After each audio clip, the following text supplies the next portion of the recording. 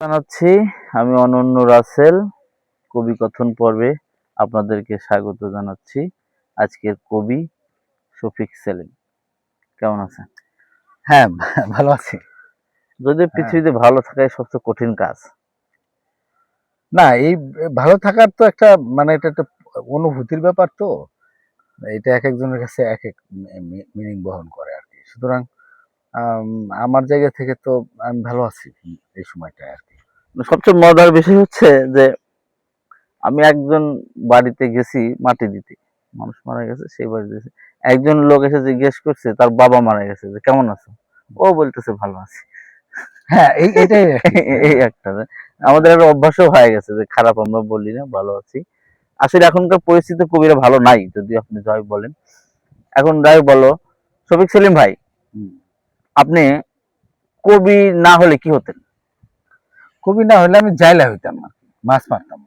মাছ মাইরা বিক্রি করে জীবিকা নির্বাহ করতাম। কেন?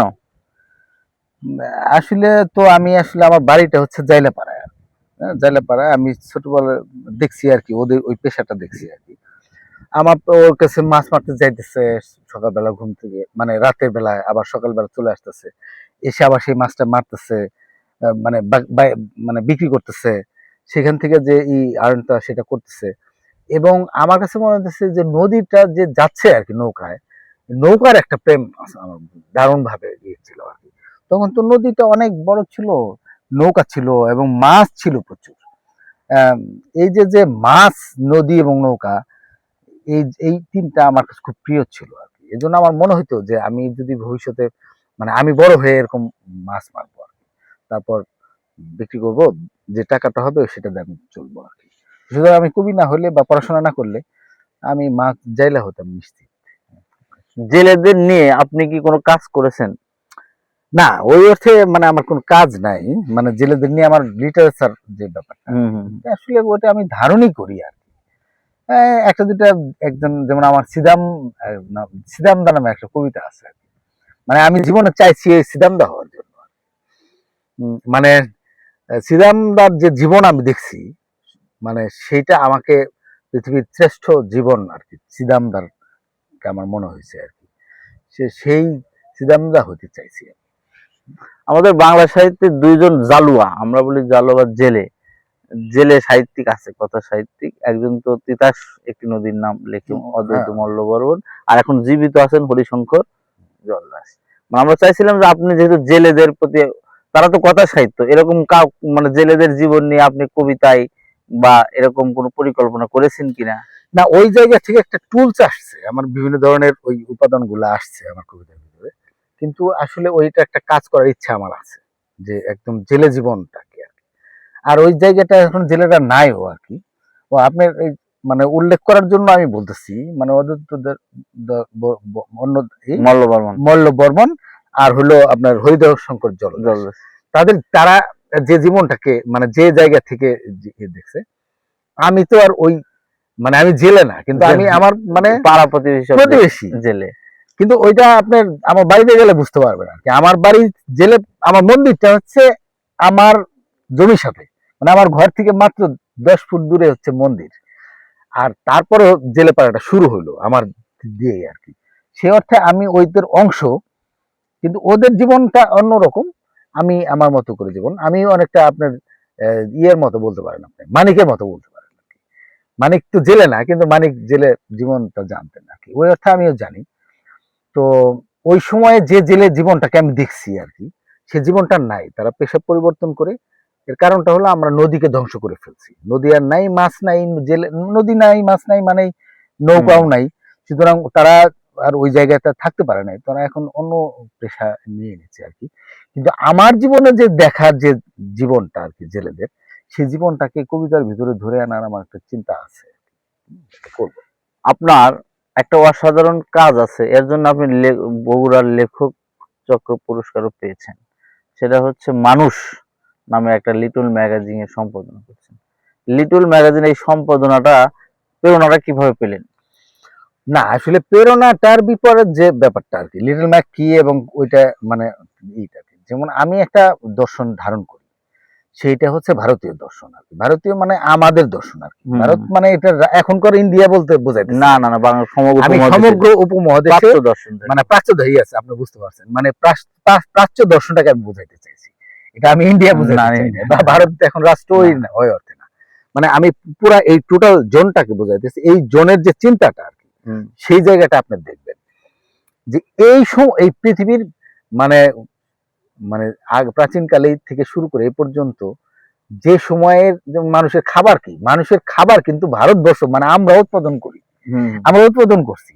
ধরেন এই ইউরোপে কোনোদিনই খাবার ছিল না। না, মধ্যপ্রাচ্যে কোনোদিন খাবার ছিল ওরা না। এখনো ভালো না মানে খাবার নেই। হ্যাঁ, কিন্তু মানে খাবার ছিল না মানে ওই অর্থে আমরা না, যে আমরা ধরনের সরবরাহ করি, উৎপাদন, আমরা উৎপাদন করি। কৃষি। হ্যাঁ, কৃষির যে ব্যাপারটা, সুতরাং এই জায়গায় হলো সবচেয়ে বড় মানে সালতানাত তৈরি হওয়ার কথা, মানে বড় সাম্রাজ্য তৈরি করার কথা, মানে আমাদের কাছে খাবার আছে, আমরা তো অস্ত্র বেশি, সুতরাং কিন্তু আমরা এটা করি নাই।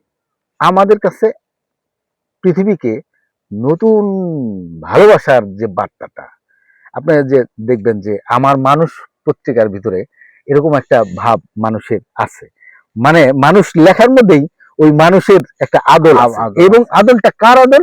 ওই যে জগাই মাদাই, হুম। হ্যাঁ, যে ওই জগাই মাদাই মানে মেরেছ কলসির কানা তাই বলে কি প্রেম দেবো না, হ্যাঁ। মানে আমি সবাইকে প্রেম দেব। ভারতবর্ষ সমস্ত পৃথিবীর মানুষকে এরকম করে ধরে আছে যে বুকে আসো, সবাইকে সে নিচ্ছে, যে আসতেছে তাকে নিচ্ছে। ধরেন ইংরেজ আসতেছে, ওলন্দাজ তাকে গ্রহণ আসতেছে, করেছে। নিচ্ছে, ইসলাম আসতেছে, নিচ্ছে, মানে সবাইকে নিচ্ছে। সে কিন্তু কাউকে আক্রমণ করে না, কিন্তু অন্যরা অন্যদেরকে আক্রমণ করে, চিন্তায় আক্রমণ করে, ভাষায় আক্রমণ করে, ভূমি দখল করে, দুঃস্থতা করে, কিন্তু ভারতবর্ষ কাউকে দুঃস্থতা করে না, সবাইকে নেয়। এই যে নেয়াটা, এটাই হচ্ছে প্রকৃত শিক্ষা, এবং এই মানুষই আমি করি, যেটা ওই আমার লিটল ম্যাগের মধ্যে আছে। এটা হচ্ছে আমার দর্শনের কথা বললাম। আমি অনুপ্রেরণার যে ব্যাপারটা, সেটা আমি যাদের সাথে মিশতাম আর কি, মানে আমার যারা আগের, যেমন রুদ্র মহোৎসব, জাহাঙ্গীর মোহাম্মদ রুদ্র, আফসার ভাই, অলোক দা, বাচ্চু ভাই, হ্যাঁ, এদের কাছ থেকে আমি মূলত এই অনুপ্রেরণাটা পেয়েছি। লিটল ম্যাগ আন্দোলনটা কি থেমে গেছে? না, থেমে না, এগুলো মানে চলবে, যে কোনো আন্দোলন চলতে থাকে, লিটল ম্যাগ কোনো দরকার নাই। মানে আমি যেটা বলতেছি যে লিটল ম্যাগের যে কনসেপ্টটা নিয়ে এইটা করা, সেই কনসেপ্টটা তো আর নাই, সময়টা নেই, আপনাকে সময় এটা বুঝতে হবে, গুরুত্বপূর্ণ। গুরুত্বপূর্ণ আর কি। তাই বলে একজন করলো সেটা খুব খারাপ কাজ করে ফেললো, না এরকম না না। না, মানে এটা আমি বলতেছি না, কিন্তু বলতেছি যে যে বার্নিং কোশ্চেন নিয়ে আপনি এটা শুরু করছিলেন, হুম। মানে লিটল ম্যাগ শুরু হয়, সেটা এখন ওই সময়টা এখন আর ধারণ করার দরকার নাই, কিন্তু কেউ করলো, ওকে গুড, কিন্তু ওরকম লিটল ম্যাগের সময়টা চলে গেছে, এখন নতুন টেকনোলজির কাছে আমরা যেতে হবে, নতুন আন্দোলনটা আমাদেরকে ভাবতে হবে। একটা কবিতা, মানে আমরা এখনকার সময়ে যেটা দেখছি যে মাঝখানে কবিতা খুবই দুর্বোধ্যতায় আচ্ছন্ন ছিল, আবার এখন একটু কবিতা কেমন যেন আবার পাঠকের দ্বারের দিকে যাচ্ছে। এই পরিবর্তনটা কি আপনি উপলব্ধি করেন, নাকি এটা খারাপ পরিবর্তন? না না, এটা খারাপ ভালোর বিষয় না, মানে আপনি একই জিনিস করে গেলেন, একই ভাবে করে গেলেন, সেটা তো হলো না, নতুন কিছু তো আপনাকে গ্রহণ করতে হবে। হুম। কারণ নতুন বলতে আমরা কি বুঝি? নতুন বলতে আমরা, রবীন্দ্রনাথের একটা দারুণ কথা আছে যে তুমি মানে অ্যাবস্ট্রাক্ট ফর্ম নিয়ে, ধরেন মানে আপনি যেভাবেই অ্যাবস্ট্রাক্ট করেন, একটা গরু আর্ট করছেন, পেটের মধ্যে ঠ্যাং বেড়েছে, অসুবিধা নেই, কিন্তু বোঝা যাচ্ছে কিনা সেটা গরু? এখন যদি বোঝা যায় সেটা গরু, তাহলে আপনি যে মানে তত্ত্বে নিয়ে যান সেটা ঠিক আছে, কিন্তু আপনি গরু আর্ট করছেন, কিন্তু একজন লোক বললো বা বিড়ালটা তো সুন্দর, তাহলে হবে না, মানে আপনি যে গরু হতে হবে। গরু হতে হবে, আপনি তো গরু আর্ট করছেন, হুম। আপনি বলতে চাইতেছেন যে গরু এইটা করছে, বা গরু চলে যাচ্ছে, বা গরু ঘাস খাচ্ছে। এখন কবিতা আপনার যত দুর্ভেদ্যতা সহজবোধ্যতা, আপনি যেখানে যেতে চান সমস্যা নাই, কিন্তু আপনি যখন বলবেন গরু, লোকজন যেন গরুটাই বুঝে, লোকজন যেন বিড়াল না বুঝে। সুতরাং দুর্বোধ্যতা বা আমরা এগুলো নানান কথা বলি, বা নানান ইজমের কথা বলি, অবশ্যই নতুনরা ইজমের কথা বলবে, আমরাও নতুন জায়গায় যাব, কিন্তু আপনি যা বোঝাতে চান মানুষ যেন সেটাই বুঝে, এটাই হলো আমার কথা। একটা সময় ছিল কি যে কবিতা সমালোচক যা বলতো সেটাই কবিতা, পাঠককে আমরা অত গুরুত্ব দিতাম না, কিন্তু এখন দেখা যাচ্ছে যে কবিতার সবচেয়ে বড় পাঠক হচ্ছে ফেসবুক। না, ফেসবুকের যে ব্যাপারটা সেটা হচ্ছে নানান ধরনের মানুষের কাছে যায়, মাল্টি। একজন ধরেন এটা আবার আমি একটা কবিতা লিখছি, আপনি চিন্তা করলেন যে আমি ধরেন আপনার আমার বউ হচ্ছে আপনার ক্লাসমেট, বন্ধু, তাহলে দোস্ত আমার বউ হলো আপনার দোস্ত, দোস্তর জামাই কবিতা লিখছে, যদি দারুণ না কই তাহলে আবার কেমনি মনে হয়, তাহলে ও আবার কবি দেখো আমার জামাই একটা কবিতা লিখছে, হেডার ভিতরে রাসেল এরকম একটা কিছু কয়ে দিল। তাহলে আপনি বললেন যে ওয়াও সুন্দর হয়েছে, হ্যাঁ এইগুলো থাকে আর কি ব্যাপারটা। এগুলো ফেসবুকের মন্তব্যে আপনাকে যেতে হবে না। আর যে সমালোচনা সাহিত্যের যে আলাদা একটা টার্ম, সেই জায়গায় যদি আপনি কথা বলেন, অবশ্যই একজন সমালোচক গুরুত্বপূর্ণ। সমালোচক গুরুত্বপূর্ণ মানে সমালোচক গুরুত্বপূর্ণ, অধ্যাপক গুরুত্বপূর্ণ না। অধ্যাপকের ফর্মে ওই যা শিখছে, হ্যাঁ, যে আলোচ্য কবিতাটি এই দ্বারা ওই কবি এইটা বুঝাইছেন, এইসব আর কি অধ্যাপকীয় যে স্টাইল আর কি, এর কোনো মানে এগুলো কোনো গুরুত্ব না। কিন্তু অরিজিনাল ক্রিটিকের যে ব্যাপারটা, সেই জায়গায় তো গুরুত্ব আছে, এবং তার সমালোচনা একটা সাহিত্য বলে আর একটা ধারাই আছে। সেই লোক একজন, সেই প্রাজ্ঞ, একজন গবেষক, একজন সমালোচক, মানে সাহিত্যিক, যে কবিতাটা কথাটা বলবেন সেটা তো অবশ্যই গুরুত্ব আছে, এবং মানে এবং জনপ্রিয়তা অথবা তার প্রতিষ্ঠার ক্ষেত্রে এটা খুব গুরুত্বপূর্ণ ভূমিকা রাখে। এখন সমালোচনাতে যা দেখছি সেটা হচ্ছে হয় নান্দিপাত নয় নিন্দা। সমালোচক কই, এই প্রশ্ন বারবার আসতেছে। এইটা আপনাকে তৈরি করতে হবে। ধরেন আমরা তো সবকিছু ইউরোপতে শিখছি, হ্যাঁ, ইউরোপের থেকে শিখা, আমাদের এরকম এরকম করে সমালোচনা করতে হবে, এরকম করে সাহিত্য তৈরি করতে হবে, এই তো ব্যাপারটা। এখন ধরেন আমাদের যে এই দেশের সাহিত্য, ধরেন ইউরোপের যখন আগে ছিল না, তখন কি আমাদের সাহিত্য ছিল না? আমাদের যে একজন ভাওয়ায় গান গাইলো, সেই গান গাইতেছে কি, মনে করেন যে নেড়াইতেছে, ধান ক্ষেতের ভিতরে গেছে, সে এরকম রোদ বৃষ্টি দেখে সে তার মনের আনন্দে গান গেয়ে উঠলো, হ্যাঁ, তাই না? একজন বাউল সে যাচ্ছে ঝোলা নিয়ে, সে এরকম চলে যাচ্ছে, তাই না? সে একজন মনে গান গেয়ে উঠলো আর কি। তো এখন আমাদের সাহিত্যের যে ব্যাপারটা, সেটা তো পরে আমরা ইউরোপিয়ান সাহিত্য নকল করে আমাদের এখন এটা ভরে ফেলছি। তো এখন আমরা ওই জায়গাতে চিন্তা করি, আমাদের এখানে তো সমালোচনা ছিল। কিরকম সমালোচনা ছিল? ধরেন আপনার গান গাইলেই লোকজন বলতো, বাহ খুব সুন্দর গাইলো তো, দারুণ সুর তো, দারুণ কথা তো, এটা আপনি গান গান। এখনো এরকম ব্যাপার আছে। যেমন ধরেন আপনার মানিকগঞ্জে একটা ব্যাপার আছে, মানিকগঞ্জ শহর মানে গ্রামটা কিন্তু এখনো এই মুহূর্তে স্টিল নাও বাউলদের দখলে। যখন ওখানে একটা ভাব বৈঠকি গান হয়, এটা আমরা প্রতিদিনই পাবেন। আমার বাড়িতে যদি আপনি যান, যে মানে আমি আপনি গেছেন বলে আমি আবেদন তা না, আপনি গেলে প্রতিদিনই পাবেন কোনো না কোনো জায়গায় এই ভাব বৈঠকি চলতেছে। এখন বুঝেন ব্যাপারটা, ভাব আবার বৈঠক, ভাবের বৈঠক এবং গান, তাহলে ভাব বৈঠকি গান। এই যে ভাবের বৈঠকি গান গাইতেছে, সে একা একাই গান গাইতেছে। ধরুন একজন এরকম আছে যেরকম সে এরকম কাজটা শেষ করলো, আয়সা এরকম খোল করতাল নিয়ে একা একাই বাজাইতেছে, তার বউ আবার ওই জায়গায় মানে জুড়িটা ধরছে, তার ছেলে এসে আবার আর একটা কিছু ধরলো, এবং সে গান দুইটা তিনটা গান গেয়ে শুয়ে পড়লো, কোনো শ্রোতা নাই কিন্তু, না, নিজেরাই আনন্দ করে শুয়ে পড়লো। এইটা হচ্ছে আমাদের লিটারেচার, আমাদের লৌকিক কালচার, এটাই তো দরকার ছিল। এখন আমরা এটাকে লৌকিক বলে আলাদা দূরে ছেড়ে অন্য জায়গাতে নিয়ে আসছি। ধরেন এই জন্য ওই যে অনেকেই লিখতেছে, এগুলা কিন্তু অনেক গান গীত হচ্ছে না। যাদের মধ্যে ভালো হয়ে যাচ্ছে, খুব সুন্দর, তারা কিন্তু থেকেও যাচ্ছে। এই যে থেকে যাওয়াটা, এটাই তো সবচেয়ে বড় সমালোচনা। এই যে রিসেন্টলি আমাদের কিন্তু আধুনিক গানগুলোকে চর মেরে বিদায় করে দিল।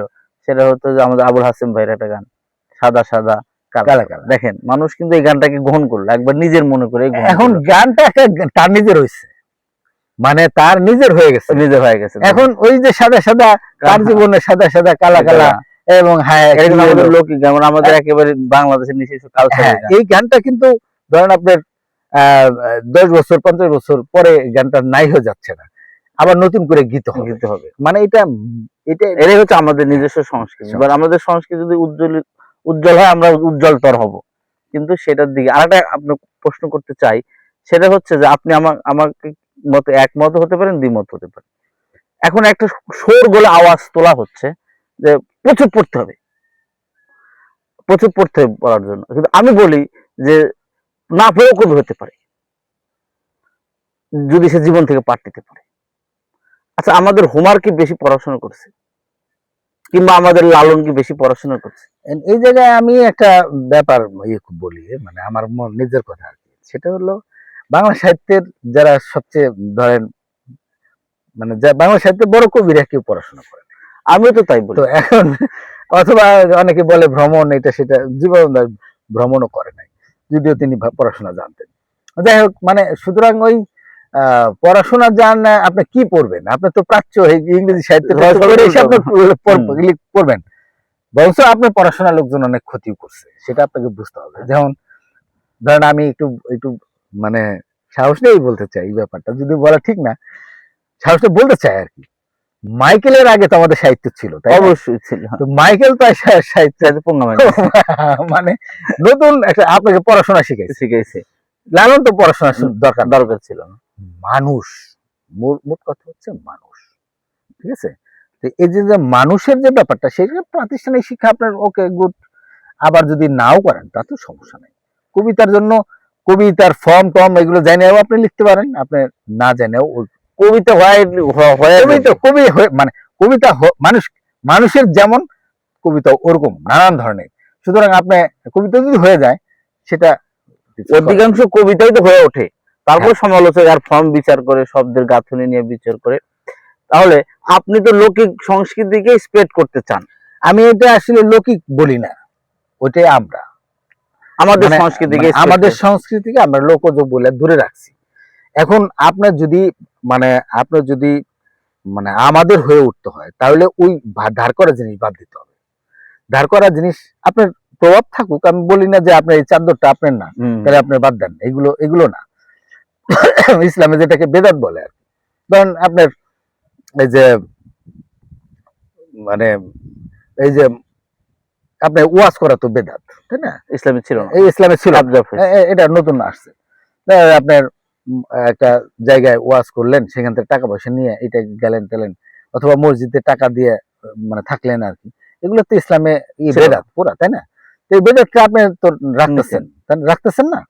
তো এরকম সব বেদাত আমি বলতেছি না যে দূরে সরে দেখ, কিন্তু মানে বেদাতটা এরকম যেটা আপনাকে ভুলাইয়া দেয়, সেটা বেদাত। তো সাহিত্যের বেদাত গুলোকে আপনি দূরে দিতে হবে, আপনাকে নিতে হবে। আপনি মানে এই এলাকা, মানে এই মাটি, এই ভূখণ্ড, যে জায়গাটায় যে কথাটা বলে, সেটাই তো, সেইটা এই মাটিতে যেটা রোপণ হবে, সে যে ফসলটা আপনার হয়ে যাবে। যেমন আলু, আলু তো আমাদের ছিল না, কিন্তু আমাদের হয়ে গেছে, এটা বেদাত, তাই না? আলু তো বেদাত আমাদের হয়ে গেছে, কিন্তু অসুবিধা নেই, আমাদের হয়ে গেছে। এখন সাহিত্যের যে সব বেদাত আপনার বাদ দিতে হবে তা না, কিছু বেদাত থাক, তবে আপনি যেটা মানে মাটি, আগে মাটি বুঝতে হবে। কারণ আমাদের এখানকার যে মাটিটা, এই মাটিটা যে ধরনের মানে মানে ফসল ডিমান্ড করে, ধরেন মধ্যপ্রাচ্যের ওইরকম মানে এই মাটি না, না না, ভিন্ন মাটি। কারণ আমি অন্য দেশেও গেছি, ধরেন আপনার রাজস্থানে একটু মানে একটু একটু পাথর, তারপরে সে একটু মাটি, মানে চাষবাস করতে খুব মানে ইয়ার ব্যাপার আর কি। বা ওখানে যে ধরনের গাছ থাকে, আমাদের ওখানে গাছ না। সুতরাং আপনি যা খান, আপনার তাই শরীর। সুতরাং সেই তার মানে ভূমিতে যা উৎপাদন হলো, আপনি তা খাইলেন, ওইটাই আপনার শরীর, ওই শরীরই আপনার সাহিত্য। আমরা চাই যে আমাদের মাটি, আমাদের আবহাওয়ার সাথে যা মিলে যাবে, সেটা নিয়ে আমাদের সাহিত্যটা উজ্জীবিত হোক। আমরা কবিতাকে আমরা সেই দিকে নিয়ে যেতে চাই, আমরা আরোপিত কোনো কিছু নিতে চাই না। ধন্যবাদ। আপনাকেও ধন্যবাদ। আচ্ছা।